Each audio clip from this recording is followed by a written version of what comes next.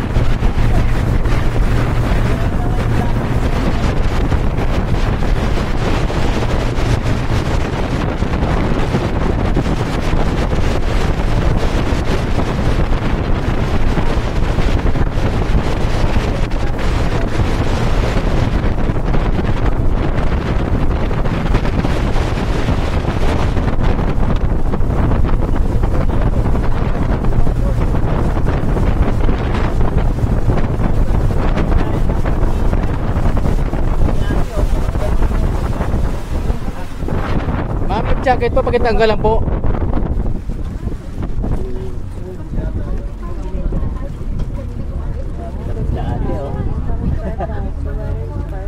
Grabe naman si ate, oh, lumalak. Lakayan mo na rin. Hindi kang tumukay si ate.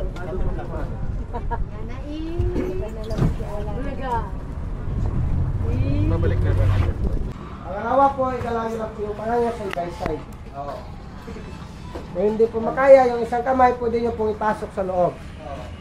Pasok po sa loob ng helmet, isirado yung bunganga, isilin nyo yung ilong. Blow kayo sa ilong, nagsirado po yung bunganga para lalabas yung pressure sa tinga. Yung tubig po, hindi po yan papasok sa loob ng helmet, kundi pasok yung kamay sa loob. Okay? Yes po, maluwag po yan sa harapan. Sa ilalim, hindi po kayo magkarnigan ni divers doon. Gagamit po kayo ng signal doon para po makintindihan kayo. Ito po yung okay sign. Divers magsasign na ganito, ay means nagtatanong po yan sa inyo kung okay po kayo. Mag-response po kayo sa divers para alam nila na okay po kayo. Up kung gusto nyo umangat, ganito. Stay down, ganito lang. Problem sign. May problema sign ka sa divers. Ito naman yung picture sign. Divers magsasign na ganito, nagpipicture na siya. Divers magsasign na ganito, nagbibideo na siya. Bawal po nakasimangot sa ilalim. Okay? Lahat po dapat nakangiti. Okay, ito naman yung lapit, hinto, at saka compress kayo. Okay, wag nyo lang po po yung helmet. Kasi papasok po yung tubig. Hindi po, yung isang divers po, yung taga-picture sa inyo, yung isang divers po, yung dalawa po. Dalawa po sila. Bawal po naman lumangoy sa ilalim, ma'am. Lalakad lang kayo, ma'am, lalakad. Okay? Yung mga tinilas po, tanggalin na lang. Okay, pwede yan, pwede.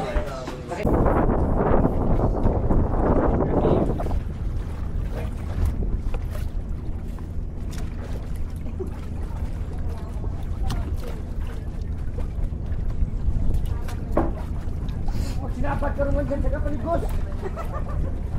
Mabigat na ka mo, tingaw.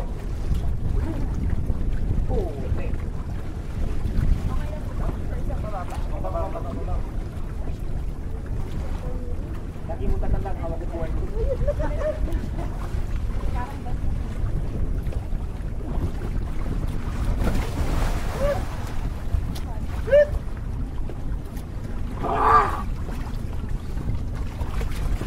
ma'am? Kuya, hindi pa singit. Parang hindi kami nag-get. Baba ma'am, baba. Saan? Yung friend natin. Ito, booking niyo basa.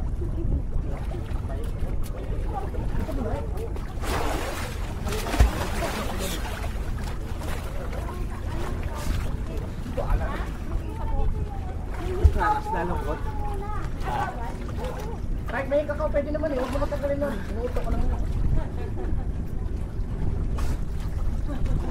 Lumig.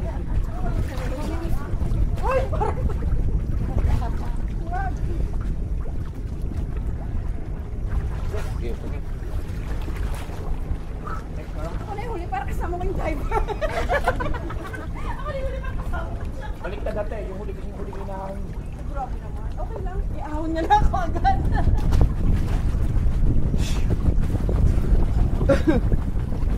Ready ka na ma'am? Ma'am, grabe ka ng fog. Torn! Wala ka nakabilig ka rin. Hawak kasi helmet mo ma'am, kahit isang kamay lang ha.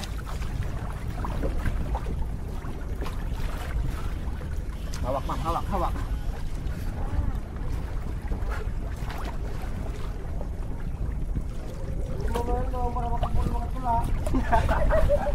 Lang amor! Amor! Manakot ka ko kuya? Wala ko. Ha? Amor! Malamig ma'am.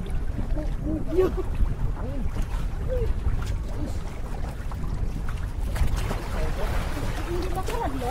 Uy, kalandok, dalok ma'am. Sulod ka lang pala sa helmet ka kuya, sa helmet ma'am. Nga, kung magpanaog dayon. Magkaka-office na kami. Yan sa PIR. Hindi, sa pag-attack sa Pinas. Parang Government. Derek, good luck. sa kayo pala kayo. Kayo yung Sama ko na sa magkasuhan nyo yung Kuya Diver. bayad ng tax. Hindi kami nagkakaso. Kami nagkakaso. Last ka mga ako naglaway Ah, ng mga kaso. Nurse! Ibok laway. Lulok lawan. Kare! Okay na po ito? Okay, bed. Baba! Tama ba? Wait lang. Parang wala lang ako. Mata. Kuya, welcome mo to mic ko ah. May kasamang kanta po eh. Go, go, go, Derek!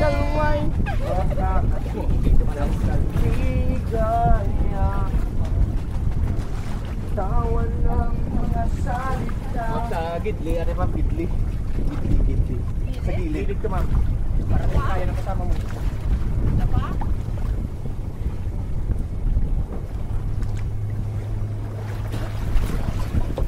Ma'am? Ma'am, mag-equalize. Wala to. Equalize. Maway ka mag-equalize mo. Sige ka lang ka mga busin na. Sakit, tumano. Ma'am, ganito ma'am. Equalize kayo ma'am. Importante mag-equalize ka ma'am. Maway ka mag-equalize mo. Para maputok yung ano ko. Ay, loko. Ako na. Hindi ma'am, hindi siya nag-equalize. Try mo lang, hindi ka mga pinungo. Bago ka kasi tuturuan ka sa babae, hindi na siya gumagalaw. Sarado mo yung bibig mo, ito mo sa tinga kasi makakaramdam ka ng sakit niyan. Sakit kaya dito. Hindi mo nagawa. Hindi niya ginagawa eh. Nahayaan niya lang sarili niya. Subukan mo lang sir. Kaya niya mag-equalize na. Hawakan mo kamay ko kuya. Dahil mas tayo sa likod natin kasama. Hindi naman baba Bawak naman. ka lang isang kamay sa helmet. Hawakan mo yung kamay ko kuya. Hawak isang kamay, hawak sa helmet. Bitaw sa hagdan, bitaw.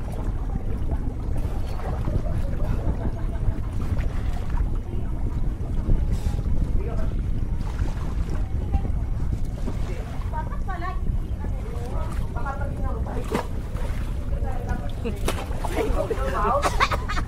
Pitin mo yung ilong. Yun. Ito mo para lumabas yung hangin dito sa areas natin.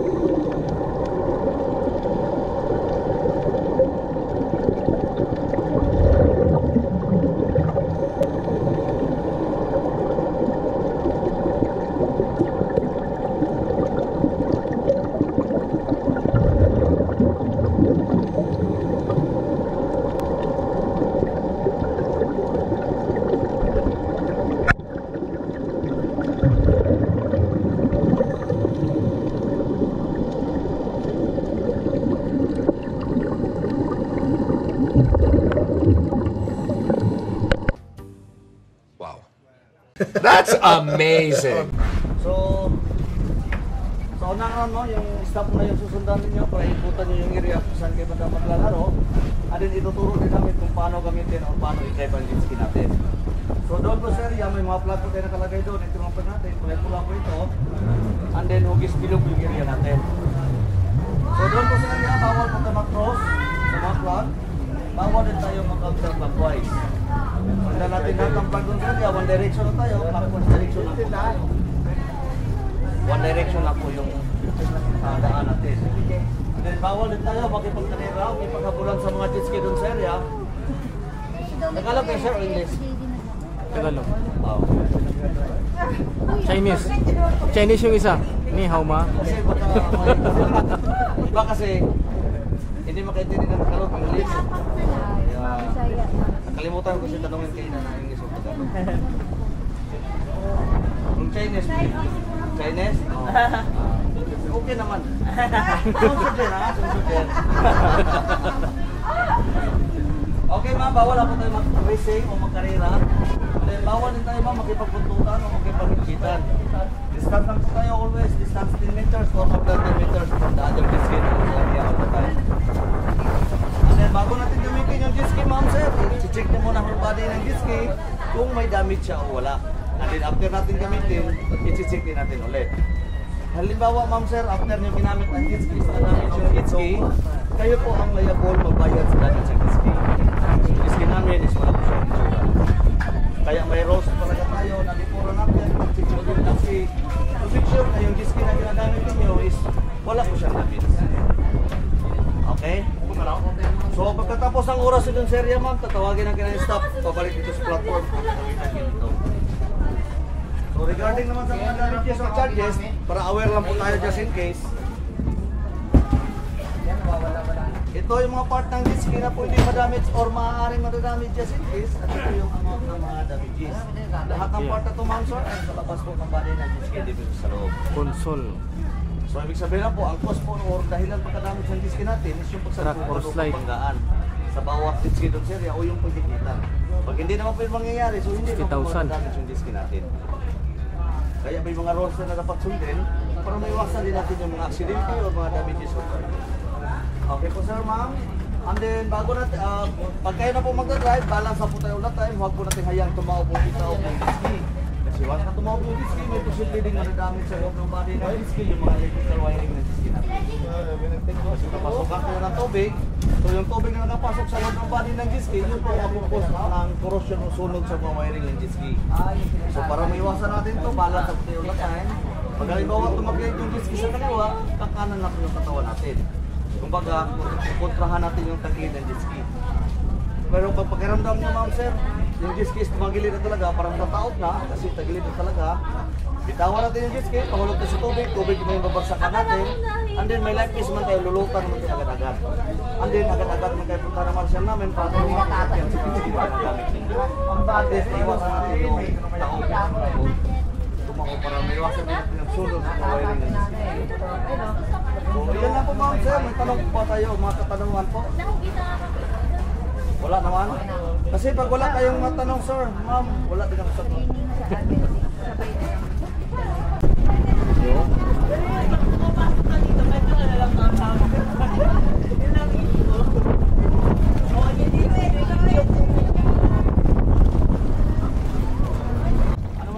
Sa reverse ma'am, kung isang ikipit lang bigla, wala problema dyan kasi reverse naman. Tapos halimbawa pag may jet na nakaparada, huwag mo nang tayo diretso. Basta tayo tapos anong ikot ma'am, sundan nyo lang po siguro.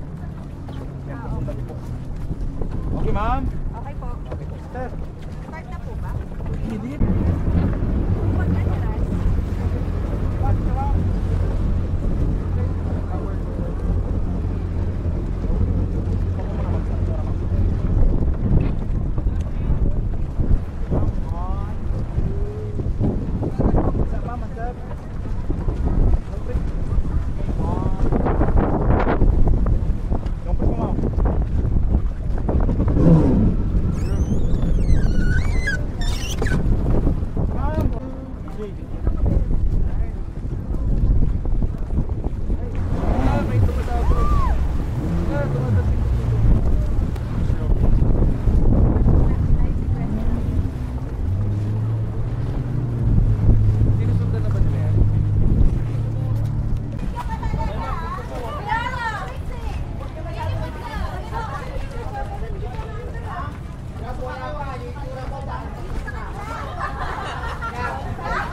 Thank you for watching us. If you're still watching.